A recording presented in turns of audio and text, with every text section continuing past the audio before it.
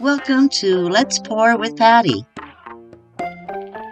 Thank you so much for joining me on this wild and wacky ride as I learn the joys and share with you the wonders of creating with fluid art. Stick around, let's have some fun, and as always, keep creating. Let's pour. As you can see, pillow paint is Sherwin-Williams Color to Go Extra White. Now this is originally was a part of a major YouTube collaboration. Theme was Alice in Wonderland, and we had 15 artists worldwide, 2 days. Playlist will be in my description. Check it out. The first color here I'm laying down is Liquitex Deep Violet. The next one is some Liquitex Fluorescent Blue. I laid them like that. I was going to test something. I don't know. I was thinking I was going to be doing a bloom. I forgot I was going to do a radial swipe. This is TLP's Mermaid. It was Deco Art Mint Green, Metallic Teal Green. And this is TLP's Constellation. That is Folk Arts Blue Violet Flash. Oh, I love that color shift in that.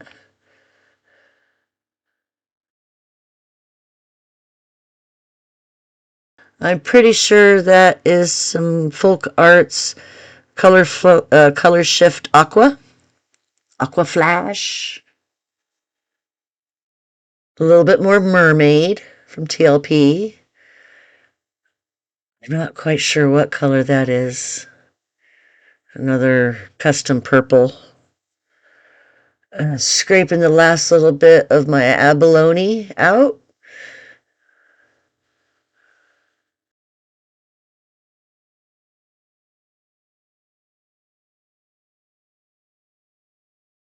Now, like I said, I forgot that I was going to be doing a radial swipe, so I put my titanium white Amsterdam titanium white cell activator down, and I realized, oh wait, I'm doing a radial swipe, so I put my cobalt blue by Amsterdam cell activator and some kappa on my palette knife, and I did a radial swipe.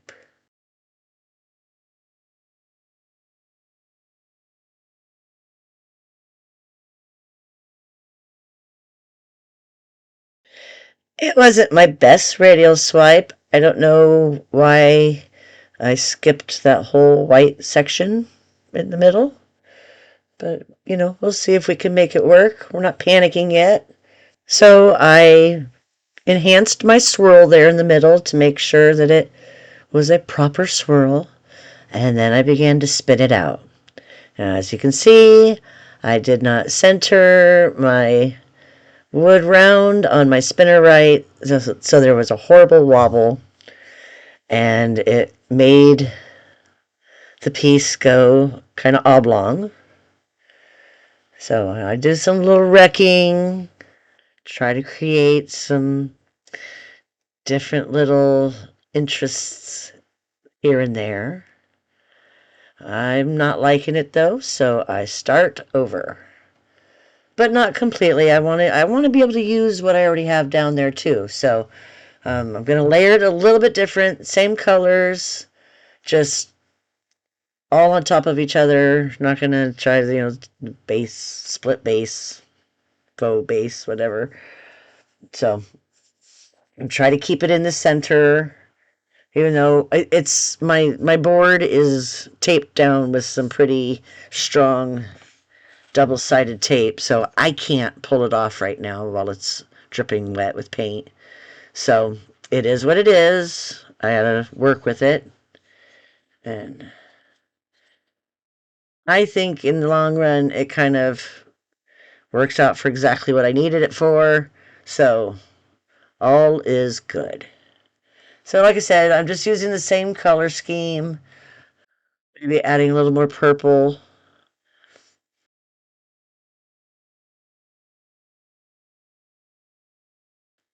I think I kept more of the purple towards the top. Yep. And then it just added the last of my abalone. Just need to make some more. But I'm out of my 8300, so there's that. Now I got to figure out something that'll work for me. And this time I put my cell activator all on my palette knife. Nothing in the middle. No copper this time. And I did a much better radial swipe. No big white borders around it this time. And look at all those cells popping up. Mm-hmm. Enhance that swirl in the middle. Soften my edges with some curly doos and whirlies, curly cues and whirly doos.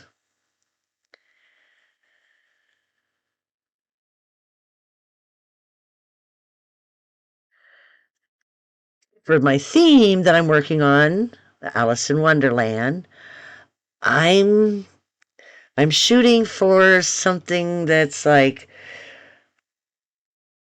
looking down the looking glass, or the tunnel that she falls down in through, the hole that she falls into, the rabbit hole that she falls into. Something like that is kind of where my mind is thinking. I I have gotten a DTF vinyl transfer sticker, which can be used with resin. So I know that I need to make something that will frame that sticker nicely. And I have to tell you, I'm getting kind of excited at this point. Because it will work perfectly for what I have in mind.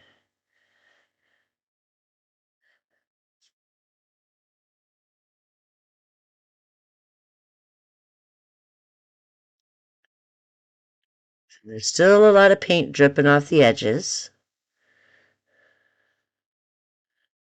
You keep spinning until everything starts to slow down. It's the best advice I could give. When you paint, try to tilt it, and your paint doesn't move. You try to tilt it like that, and it's not moving anymore. You know, you're getting good. You're getting to the point. But spin a little bit more, and oh, see, look. See all that weight of paint I just got off of there? You can see it right there on the edge.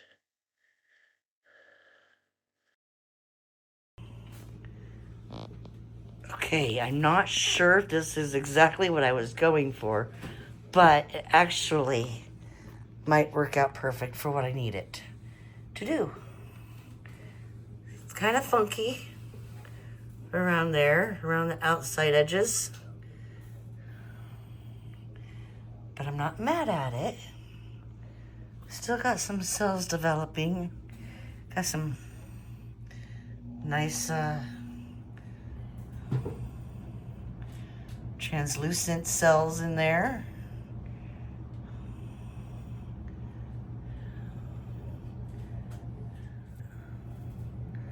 I love that area over there. Ooh, love that. So it's got some really cool parts to it and some kind of funky parts to it, but it might work perfectly for what I need. All right, step one, done. So in addition to what I'm doing, I'm going to be adding this little fungi. If you want to see the full creation video for that, go back to video number 85, Bring in Spring, using fluid art. And you can see that and another mushroom that I made. And I was kind of hoping and had an idea that I was going to use it for this project. But I wasn't sure. This was my test run, and I fell in love with this one, and it matches really nicely. So we're going to use this in this project.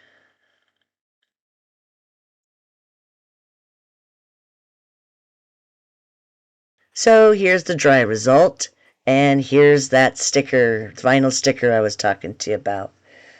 They're called DTF transfer stickers, and they're awesome. First, I need to figure out the proper orientation that I want. How do I want the painting to frame the sticker? And then where am I going to put the little mushroom? So I try a bunch of different things, see which way I like it better.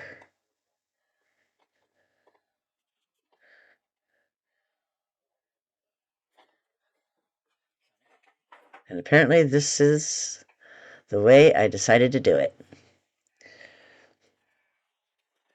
So what you don't see is how long I actually fought to get this sticker off the backing.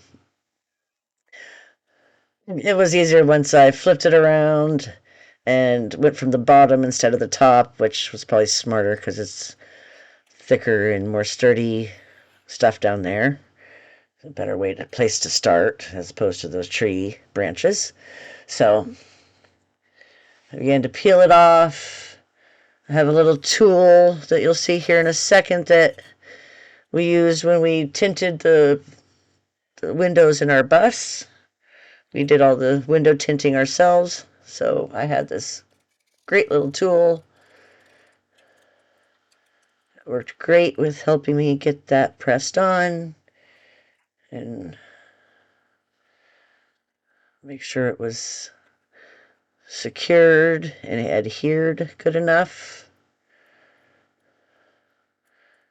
It's kind of hard to pull that off, so I wasn't convinced that I did it good enough, so we're going to do another round, make sure it's all pushed in and sealed nicely, and then I went for it.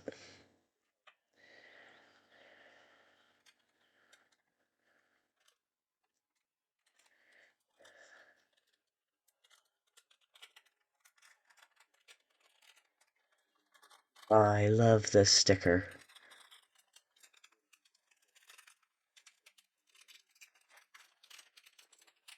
Ooh, there it is. Wow. Now it's really tacky, and I don't know why, and maybe somebody can tell me in the comments, and I wasn't quite sure what to do.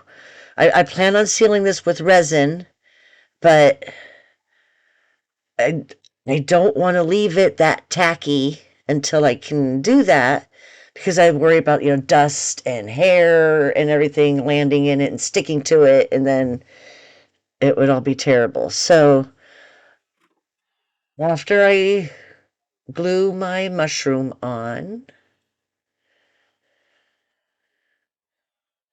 I just use the diamond glaze glue that I use for my jewelry. I sprayed it with some spray varnish, archival spray varnish, and I think it worked. It sealed it enough so that it's not tacky anymore, and I think I saved it from disaster.